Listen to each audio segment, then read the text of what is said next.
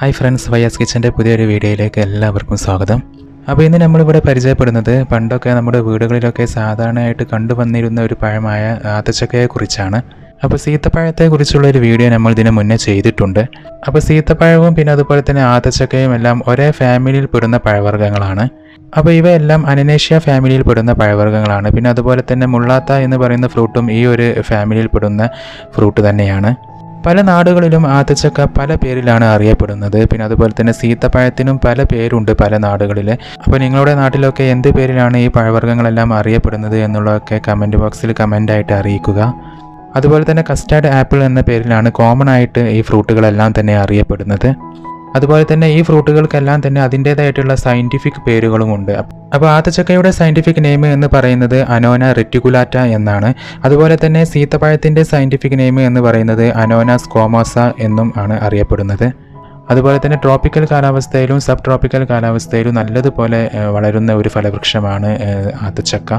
പ്രത്യേക ഒരു പരിചരണം കൊടുത്തിട്ടില്ലെങ്കിൽ പോലും നല്ലതുപോലെ കായ്ഫലം തരുന്ന ഒരു ഫ്രൂട്ട് തന്നെയാണ് ആത്തച്ചക്ക.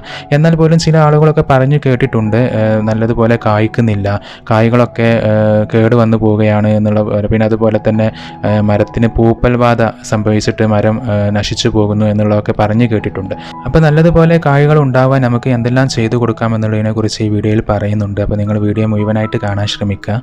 നമ്മുടെ പറമ്പിലൊക്കെ സാധാരണയായി ആത്തച്ചക്ക മരത്തിൽ കായ്ച്ചു നിൽക്കുന്നതായിട്ട് നമ്മൾ കാണാറുണ്ട്. അപ്പോൾ ഇതിൻ്റെ വിത്ത് വീണ് മുളച്ചാണ് സാധാരണയായിട്ട് ഇതിൻ്റെ തൈകൾ ഉണ്ടാവുന്നത്.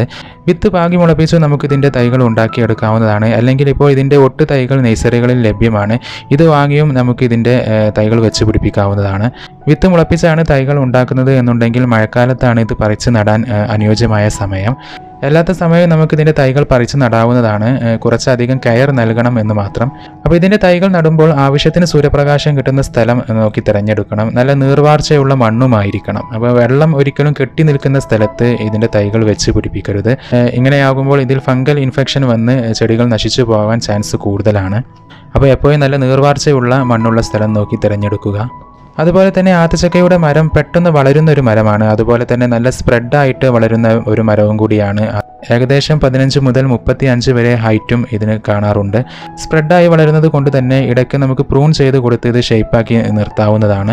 അപ്പോൾ ട്രോപ്പിക്കൽ സബ് ട്രോപ്പിക്കൽ ഏരിയയിൽ അധികം കെയറൊന്നും ആവശ്യമില്ലാതെ തന്നെ നന്നായി വളരുന്ന ഒരു ഫലവൃക്ഷമാണിത്. അപ്പോൾ ആത്തച്ചക്ക മരം നിറയെ നല്ലതുപോലെ തിങ്ങി നിറഞ്ഞ് കായ്ക്കാൻ വേണ്ടി നമുക്ക് അടിവളമായിട്ട് ഇതിന് ജൈവവളം കൊടുക്കാവുന്നതാണ്. അപ്പോൾ അടിവളമായിട്ട് നമുക്ക് ചാണകപ്പൊടി, എല്ലുപൊടി, വേപ്പിൻ പിണ്ണാക്ക് എന്നിവ നമുക്ക് ചേർത്ത് കൊടുക്കാവുന്നതാണ്. പിന്നെ അതുപോലെ നമ്മൾ കടകളിൽ നിന്നും വാങ്ങുന്ന NPK വളങ്ങൾ നമുക്കിതിന് ചേർത്ത് കൊടുക്കാവുന്നതാണ്. അപ്പോൾ ചെടിക്ക് ആവശ്യമായിട്ടുള്ള നൈട്രജൻ, ഫോസ്ഫറസ്, പൊട്ടാസ്യം എന്നിവ നിർബന്ധമായിട്ടും നമ്മൾ ചെടിക്ക് കൊടുത്തിരിക്കണം. അപ്പോൾ ഇതിൻ്റെ ബഡ് ചെയ്തതോ ഗ്രാഫ്റ്റ് ചെയ്തതോ ആയിട്ടുള്ള തൈകൾ 3 വർഷം കൊണ്ട് കായ്ക്കും. പിന്നെ അതുപോലെ 15 വർഷത്തോളം തുടർച്ചയായിട്ട് ഇതിൽ നിന്ന് നമുക്ക് ഫ്രൂട്ട്സുകൾ കിട്ടിക്കൊണ്ടിരിക്കും. അപ്പോൾ കൂടുതൽ കായ്ഫലം കിട്ടാൻ മരത്തിൻ്റെ വലിയ കമ്പുകളൊക്കെ മുറിച്ച് പ്രൂൺ ചെയ്ത് വെക്കുന്നത് വളരെ നല്ലതാണ്. അതുപോലെ കിളികളും അണ്ണാനും തിന്നാതിരിക്കാൻ മരത്തിൽ നിന്ന് പഴുപ്പിക്കാൻ അനുവദിക്കാതെ മൂപ്പെത്തി കഴിഞ്ഞാൽ നമുക്ക് പറിച്ച് പഴുപ്പിച്ചെടുക്കാവുന്നതാണ്. പറിച്ചെടുത്ത് പഴുപ്പിക്കുകയാണ് എന്നുണ്ടെങ്കിൽ ഒരാഴ്ചക്കുള്ളിൽ ഇത് പഴുത്ത് കിട്ടുന്നതാണ്. അതുപോലെ പലരും ഇതിൻ്റെ തൈകൾ വെച്ചിട്ട് കായ്ച്ചിട്ടില്ല എന്ന് പറഞ്ഞു കേട്ടിട്ടുണ്ട്. അപ്പോൾ ഇങ്ങനെ സംഭവിക്കുകയാണ് എന്നുണ്ടെങ്കിൽ മരത്തിന് വെയിൽ കിട്ടുന്നുണ്ടോ എന്നുള്ള കാര്യം ഉറപ്പുവരുത്തുക. ഇതിൻ്റെ മുകളിൽ വേറെ ഏതെങ്കിലും മരം വീണ് കിടക്കുന്നുണ്ടെങ്കിൽ അതൊക്കെ ഒന്ന് വെട്ടിമാറ്റുക. സൂര്യപ്രകാശം നല്ലതുപോലെ കിട്ടിയിരിക്കണം. പിന്നെ അതുപോലെ മുട്ടത്തോട് പൊടിച്ച് മരത്തിൻ്റെ തടത്തിൽ ഇട്ട് കൊടുക്കുന്നത് വളരെ നല്ലതാണ്. മുട്ടത്തോട് ഇട്ട് കൊടുക്കുന്നതിലൂടെ ചെടിക്ക് ആവശ്യമായിട്ടുള്ള കാൽഷ്യം കാർബണേറ്റ് നല്ലതുപോലെ ലഭിക്കുന്നതാണ്. 97% വരെ കാൽഷ്യം കാർബണേറ്റ് മുട്ടത്തോടിൽ അടങ്ങിയിട്ടുണ്ട്. അപ്പോൾ ഇതിന് പുറമെ ഫോസ്ഫറസ്, പൊട്ടാസ്യം, മഗ്നീഷ്യം, സോഡിയം തുടങ്ങിയ ധാതുക്കളൊക്കെ ഇതിൽ നിന്നും ചെടിക്ക് കിട്ടുന്നതാണ്. പൂച്ചെടികൾ മുതൽ എല്ലാ ചെടികൾക്കും ഒരുപോലെ ഇട്ട് കൊടുക്കാവുന്ന ഒന്നാണ് മുട്ടത്തോട് പൊടിച്ചത്. ആത്തച്ചക്ക ഉപയോഗിച്ച് നമുക്ക് നല്ല ടേസ്റ്റി ആയിട്ടുള്ള ഷേക്ക് ഉണ്ടാക്കിയെടുക്കാവുന്നതാണ്. പിന്നെ അതുപോലെ തന്നെ പുഡിങ്സ് ഉണ്ടാക്കാനും ഉപയോഗിക്കാവുന്ന ഒരു ബെസ്റ്റ് ഫ്രൂട്ട് തന്നെയാണിത്. ഇതിൻ്റെ കുരുവും തൊലിയും നീക്കി ഇതിൻ്റെ പൾപ്പ് മാത്രം എടുത്ത് നമുക്ക് ആത്തച്ചക്ക ഷേക്ക് ഉണ്ടാക്കാവുന്നതാണ്. അതുപോലെ തന്നെ ഈ ഫ്രൂട്ട് പാകമായി എന്ന് അറിയുന്നത് ഇതിൻ്റെ പുറം ഭാഗത്തായിട്ട് കാണുന്ന ചെറിയ കുഴികൾ പോലെയുള്ള സ്കിൻ ടെക്സ്ചർ മാറി നല്ല ഫ്ലാറ്റ് സർഫസ് ആവും.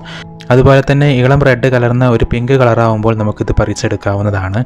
ഒരുപാട് വൈറ്റമിൻസുകൾ അടങ്ങിയിട്ടുള്ള ഒരു ഫ്രൂട്ടാണ് ആത്തച്ചക്ക. പൊട്ടാസ്യം, മഗ്നീഷ്യം, വൈറ്റമിൻ എ എന്നിവയാൽ സമ്പുഷ്ടമാണ് ഈ ഒരു ഫ്രൂട്ട്. നമ്മുടെ സ്കിന്നിനും അതുപോലെ മുടിക്കും ഒരുപോലെ ഗുണം ചെയ്യുന്ന ഒരു നല്ലൊരു ഫ്രൂട്ടും കൂടിയാണിത്. അതുപോലെ ഛർദി, അനീമിയ എന്നിവ ഉള്ളവർക്കും ഗർഭിണികൾക്കും ഈ ഒരു പഴം ഔഷധമായിട്ട് ഉപയോഗിക്കാവുന്നതാണ്. പിന്നെ അതുപോലെ മലബന്ധമുള്ള ചെറിയ കുട്ടികൾക്ക് ഇത് ജ്യൂസായിട്ടോ അല്ലെങ്കിൽ തനിയെ കഴിക്കാൻ കൊടുക്കുന്നതും വളരെ നല്ലതാണ്. പിന്നെ അതുപോലെ ഇതിൻ്റെ ഇല, വേര്, തൊലി എന്നിവയെല്ലാം തന്നെ ഔഷധ ഗുണങ്ങൾ അടങ്ങിയതാണ്. വൈറ്റമിൻ സി കൂടുതൽ അടങ്ങിയിരിക്കുന്നത് കൊണ്ട് തന്നെ ചെറിയ കുട്ടികൾക്ക് അവരുടെ ഇമ്മ്യൂണിറ്റി പവർ കൂട്ടാനൊക്കെ നമുക്ക് ആത്തച്ചക്ക കൊടുക്കാവുന്നതാണ്.